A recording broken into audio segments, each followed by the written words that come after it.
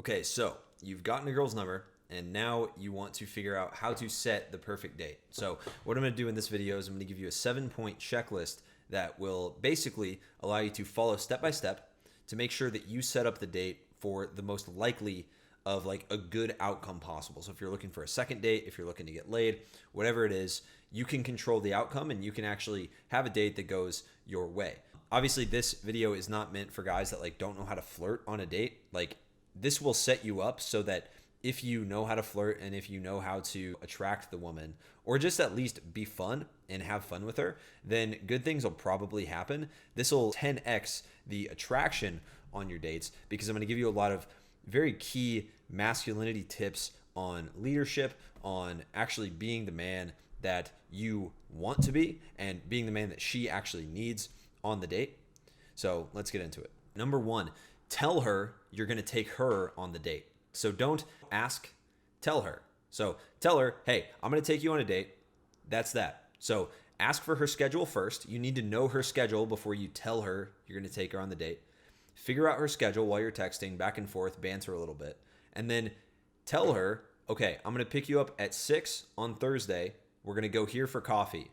Dress cute so we match. You can take that almost exact framework for sending a text, giving her something to do, telling her where you're going to take her.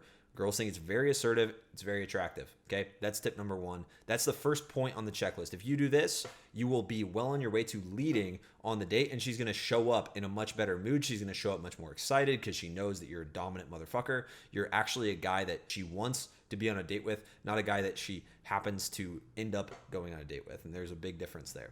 Number two, when you're picking the place, and you probably have to do this before you tell her you're taking her there, pick something that is low time commitment, low investment on your end and on her end. Pick somewhere close to your place or close to her place.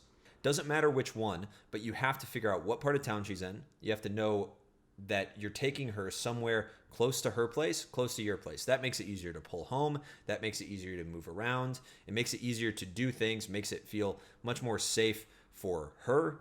It gives you a lot of certainty knowing that you know what's going on. I actually always suggest to pick the same place every time. I usually like things like coffee, maybe a place where you can grab a small amount of food, not a place where you're sitting down for dinner. Don't go to movies, don't go to the dinner, don't do things that could take more than 30 minutes, okay? Grab a drink. If you drink, grab coffee. If you go to a bar and you grab a drink with her, just say, yeah, I'm not drinking tonight. I have work in the morning, so I'm just going to stay sober. But if you want to grab a drink, that's totally cool. We'll just chill at the bar. It's a cool vibe anyway, and we'll go from there. And do something that's low pressure, okay? You want to do something where you're not sat down at a table, waiting on the bill, waiting on the check. It's so, so important. Number three, give her something to be in charge of. This is usually what I do on dating apps or what I used to do whenever I was living alone. I would have girls come over for wine and a movie. And so what I would say is, we'd plan out wine in the movie. I'd tell her we're going to watch a movie over a glass of wine, and I tell her she's in charge of snacks. Okay, so I give her something to be in charge of. If you're going on a second or third date with a girl, you can tell her like, hey, wear that red lipstick I like, or you'd look good in red. Even on a first date, you can tell a girl if you're already in this dominant frame and it's not weird, like, it wouldn't be way out of character for you to like tell her what type of thing to wear. Tell her like, hey, you look good in red. Like, literally just tell her that.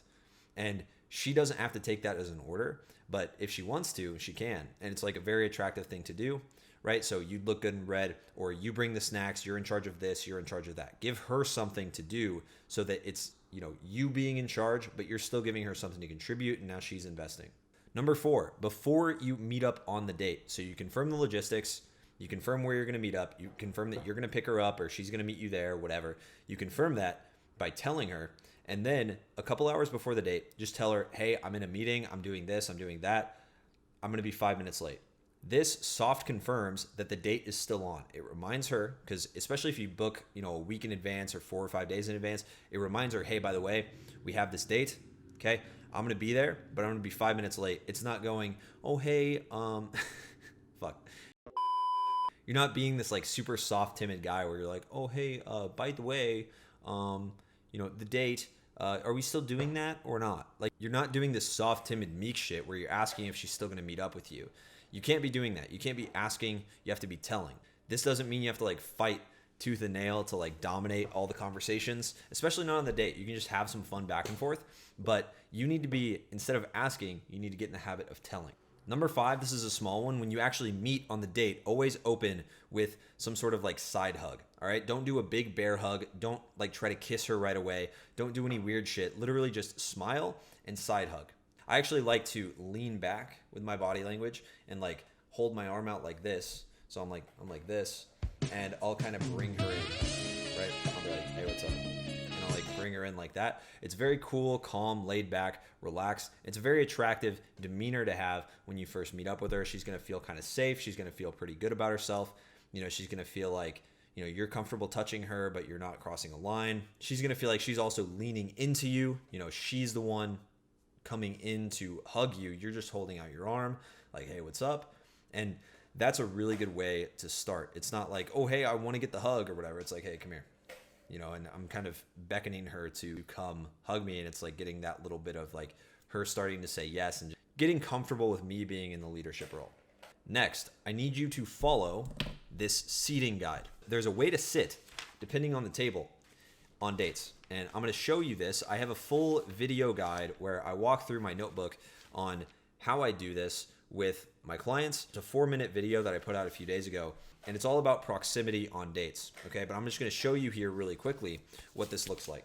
All right, so I had to turn the light off, but as you can see, there's about 3 types of tables. Okay, the first one is the bar. So if you're at the bar, obviously sit next to her like this. All right, if you're at a booth, sit next to her at the booth, especially if she's leaning into you. When you hug her, when you meet, if she leans into you, you can sit next to her at the bar.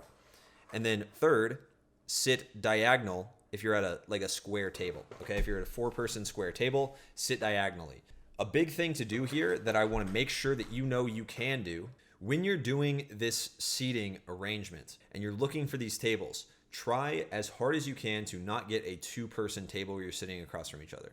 I don't like these tables. I don't like sitting like that. So whoever's sitting you down at a restaurant or anywhere, always take the lead and ask to be sat at a specific type of table.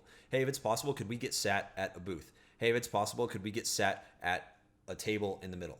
So ask specifically. This sets up a really strong leadership frame. When you can actually ask, like the hostess, whoever's sitting you down, hey, can we sit at this type of table? Hey, can we sit at the booth? Hey, can we sit at a square table? Can we sit here? Can we sit there? It sets up this really nice leadership frame of you're literally 30 seconds in to meeting this woman and she already sees you as like this dominant leader, this like fucking alpha male, right? You want her to see you that way. And so if you can do this right at the start of the date, it's very, very powerful. Okay, so that's number 6. Follow the seating guide. It's on the channel. It's like a few videos ago, like 3 or 4 days ago, I posted it. Follow that and ask to be sat at a specific table of your preference. Number 7, if you guys like each other, if you guys are vibing together, halfway through the date, maybe 30 minutes in, 20 minutes in, suggest the possibility of you guys hanging out again. This will, 1, increase the likelihood of you hanging out in the future on a second date, and 2, at the end of the date, which I always suggest, asking her to come back to your place or suggesting going back to her place and just hanging out. Genuinely just hanging out. Not to have sex, not to do anything specific, but just asking. So this does a few things. You want to show that I have the balls to ask you to take you back. She can say no, that's totally fine. But you want to be able to ask. And so by seeding this idea that you guys might hang out again in the future, when you do ask to go back or you tell her, hey, let's go back here, let's go back to your place, when you say that, it's not completely out of nowhere. And so that's really important. You can't be blindsiding women with like this, like, hey, let's come back to my place, because then it's just kind of awkward. And so what you can do is you can always seed the idea beforehand. So, hey, I've always wanted to see this movie. I want to watch this movie on Netflix when I get home. Or I'm going to watch a movie when I get home. Or maybe at some point, if you're nice, I'll show you my cat. I'll let you meet my cat, or I'll let you meet my dog. If you're nice, I'll let you do this. If you behave, we'll sit on my balcony and we'll look at the stars. You can say something along those lines, and that gives her something to work for. It also gives her an idea that you guys might hang out in the future, and she's already thinking about it. A big reason that it's hard for guys to pull after dates is because the woman's not even thinking about going back with you. The woman's not even thought about the idea that you guys might hang out later. It's just a first date, and you're just hanging out there. Okay? And you need to cut that habit. You need to get that thought into her head as soon as you can, because as soon as she starts thinking about hanging out with you more, that's when it becomes more of an option, more acceptable, okay? And so you want to seed that idea 20 minutes in, 30 minutes in, as soon as you guys start to vibe and get along together. All right, so those are my 7 tips for maximizing your first date. Okay, your first dates are going to go way better if you follow all 7 of these steps. I suggest actually writing all of them down and creating like a little checklist for yourself leading up to a date. So if you're getting 1 date a week, 2 dates a week, then have a checklist for yourself, go through it, and make sure that you're following these processes every single time, because that's generally what my clients are doing.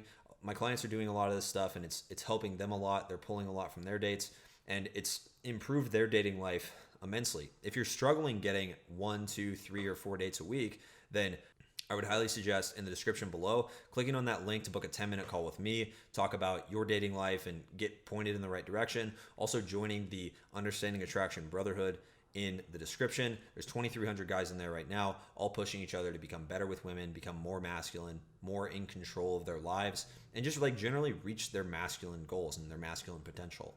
So without further ado, like the video if you liked it, subscribe if you're new, comment below, let me know what you want to see from me in the future, and I will see you guys in the next one. Peace.